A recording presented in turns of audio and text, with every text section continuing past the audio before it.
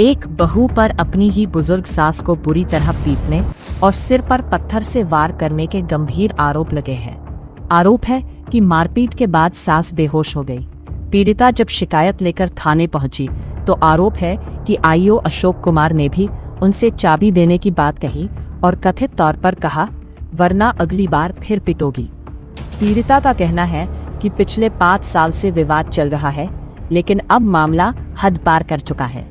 डरी सहमी बुजुर्ग महिला प्रशासन से इंसाफ और सुरक्षा की गुहार लगा रही है। सवाल है, क्या इस मामले में निष्पक्ष कार्रवाई होगी? मेरा नाम ऊषा है और संडे को 4 से 5 के बीच में, पहले तो शुक्रवार को भी लड़ाई करके घर से भाग गई। उसका 5 साल से ही भागती है। हम लोग सोचते थे बच्चे की वजह से उसको हम माफ़ कर देते हमेशा। ठीक है, संडे को मैं गई उसको चाबी देने के लिए। जैसे मैं चढ़ी, ताला तोड़ रही थी। मैंने कहा, ताला क्यों तोड़ रहे हो? हमारे पड़ोसी भी देखे कि चाबी देने आई। जिस पत्थर से उसने ताला तोड़ रही थी उसी पत्थर से मुझे सर पे मार दी। मैं नीचे गिर गई। उसके बाद उसकी 2 बहनें, बहू, उसकी माँ सब मिलके मुझे बहुत मारे, खिंच के।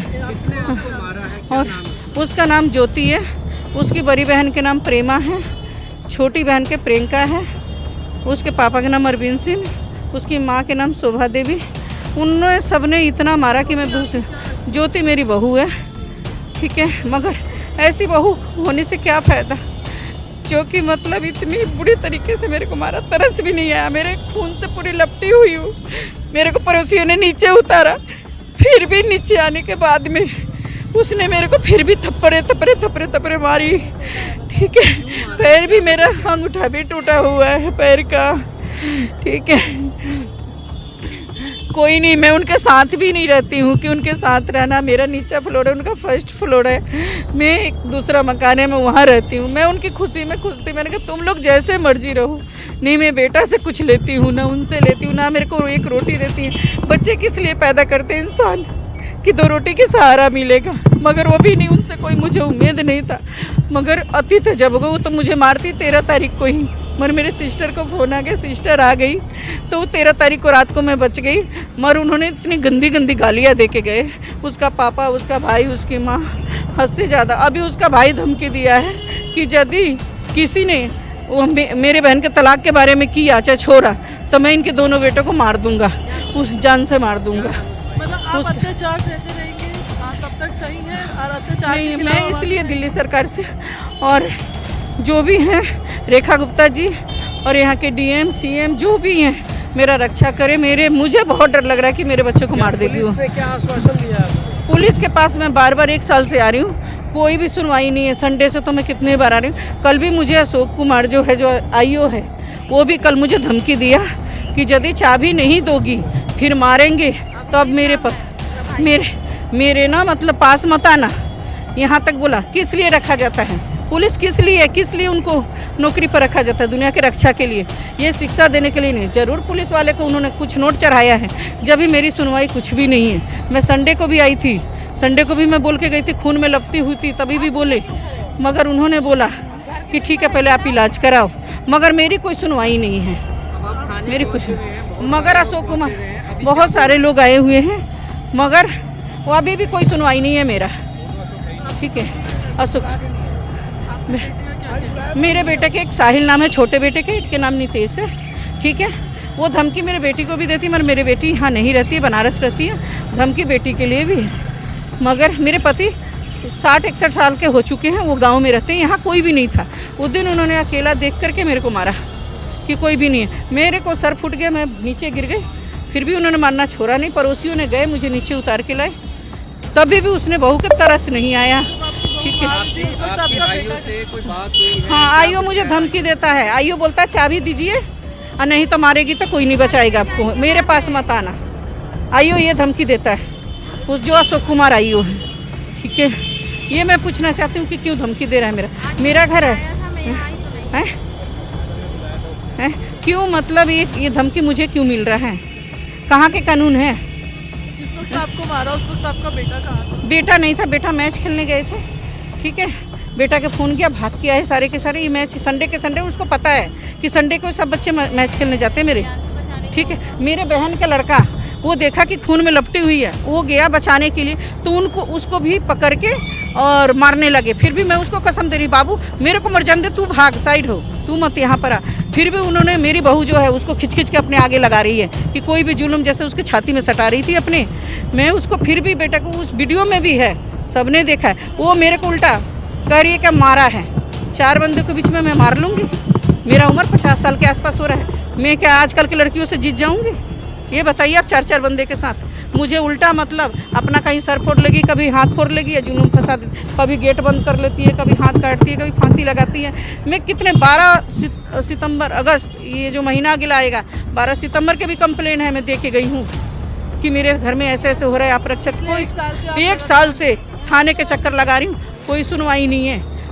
वो हमेशा मेरे को धमकी मिल जाती है, धमकी से ये मैं इसलिए डरती हूँ कि कुछ खुदारा खास्ता कल को मेरे बच्चों को ना मार दे, जो निहाल बिहार में हुआ है। आप लोग को तो पता होगा, आप लोग तो मीडिया वाले हो, वो कांड मेरे साथ ना हो। मुझे कुछ नहीं चाहिए, मेरे सबसे बड़ा धन दौलत मेरे बच्चे हैं। मेरे को इस बहू से छुटकारा चाहिए, और कुछ। मेरा नाम पूजा है, मैं इनके घर पे 5 साल से रह रही हूँ, घर पे। हाँ, इसके शादी से, नीतीश से शादी से पहले ही मैं रह रही हूँ। जी हाँ, इनके शादी होने के बाद ही कुछ दिन बाद ही, 2-3 दिन बाद ही लड़ाई झगड़ा शुरू हो गया, और आए दिन 11 बजे रात तक, 12 बजे रात तक लड़ाई होते रहती है घर पे। रोज गाली गलौज। आंटी तो यहाँ रहते भी नहीं है, इनका दूसरा वाला घर है, वहाँ रहते हैं। मैं कभी कभी फ़ोन कर देती हूँ कि आंटी दोनों मिलकर बहुत लड़ रहे हैं, तो आंटी कहती मैं क्या करूँ पूजा, आकर बता।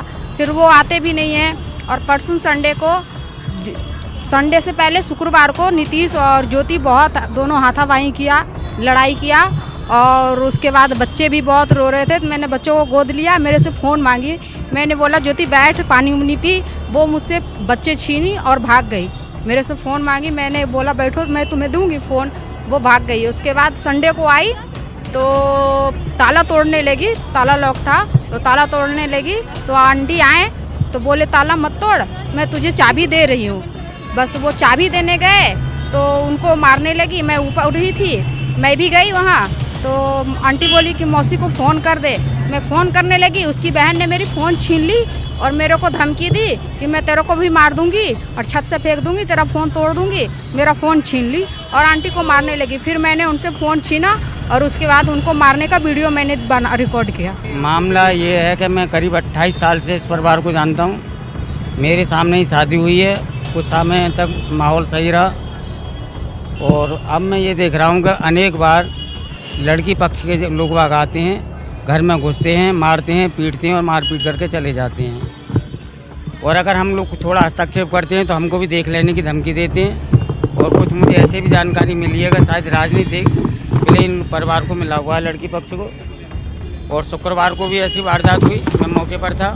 साथ बहुत खुशामद कर रही है बहू की, और बहू जो है ज़बरदस्ती भाग रही है बच्चों को लेकर के, और ये आरोप लगाती है पुलिस के सामने भी। जीना में से ऊपर से उतर के आ रही है, जीना में से ऊपर से आराम से उतर के आ रही है।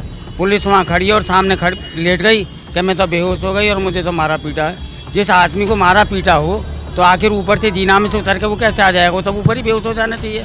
तो इस तरह के कितनी बार वो थाने गई है, महिला आयोग गई है, अपने आप एप्लीकेशन वापस ले लेना, अपने आप थाने आ जाना, अपने आप झूठे आरोप लगाना। और अगर कोई पड़ोसी बीच में बोलता है तो उनको भी देख लेने की धमकी देते हैं। कुछ लोग ऐसे आते हैं जिनको भी गली वाले नहीं जानते हैं, और उन लोगों को, गली वालों को भी ये खतरा है कि कोई घटना है पास पड़ोस में इनके साथ या जो इनके पक्ष में गवाही दें उनके साथ ना हो जाए, इसलिए पूरी गली भी भयभीत है। पुलिस को तो अब तक एक्शन लेना चाहिए था, आज तक एक्शन ही नहीं लिया पुलिस ने। वो तो पक्ष ले रही है लड़की का, घर कैसा बच जाएगा? कायदे में तो पारिवारिक अगर मैटर होते हैं तो लड़की पक्ष को और उनको बैठ करके घर में मामला निपटा देना चाहिए। अब आरोप प्रत्यारोप लगाना, झूठे आरोप लगाना, ये तो कोई किसी पे भी लगा दो, इससे तो कोई हल होता नहीं है। जबकि मेरे बच्चे खुद 50 साल के हैं, मेरे पोते पोतियाँ 20-21 साल के हैं। इस बच्चे को मैंने बचपन से पाला है, मैं कैसे आरोप लगा दूँगी इसके किसी लड़की से संबंध है? ये आरोप तो कोई किसी पे लगा दो, सिद्ध तो करके दिखाइए। अब लड़की वाले ही अगर घर पर ज़बरदस्ती कब्जा करना चाहें, ताला तोड़ना चाहें, मैंने ये भी सुना है कि लड़के के पैसे थे, कमेटी उसने डाली थी, वो भी करीब 4-5 लाख का, और सोने चांदी का जेवरात का मामला था, वो भी इन लोगों ने हड़प लिया। तो मेरे विचार से तो मेन झगड़ा प्रॉपर्टी पे इनकी पे कब्जा करना और जो पैसा था लड़के का और जो जेवरात लड़की ले गई है उनको हजम कर लेना है, यही मेन कारण है। माँ आज भी अलग रहती है और माँ बाप ने तो इनको संरक्षण दे रखा है, जबकि ये बेदखल हैं प्रॉपर्टी से। ये तो इनकी शराफत है कि इनको इन्होंने रख रखा है। इसके बाद वो मेरी बड़ी सिस्टर है, मैं भी उनके साथ कम से कम 15 साल रही हूँ। मेरा बेटा उनको मम्मी बोलता है। जब से इनकी बहू आई है इनको धमकी देती है, मारती है, इनके अपने घर वालों को बुला बुला के उनको गाली देती है। जब मेरी सिस्टर का सर फूट गया मेरे पास फ़ोन आया, मैं उस टाइम नहीं थी, मैं बाद में पहुंची। सिस्टर को यहाँ पे उठा के लाया गया, पुलिस वालों को बोला गया कि आप इनको लेकर चलिए, मुझे मेडिकल कराना है। पुलिस वालों ने ये बोला मेरे पास गाड़ी नहीं है, मेरे पास आदमी नहीं है, मैं लेके नहीं जा सकता, आप लोग लेके चलिए। फिर हमारे घर के बच्चों ने, मेरी एक सिस्टर थी, उन्होंने लेके दीनदयाल पहुँचे, वहाँ पे मेडिकल कराया, सब कुछ हुआ। मैं रात को सफदरजंग लेके गई हूँ इनको।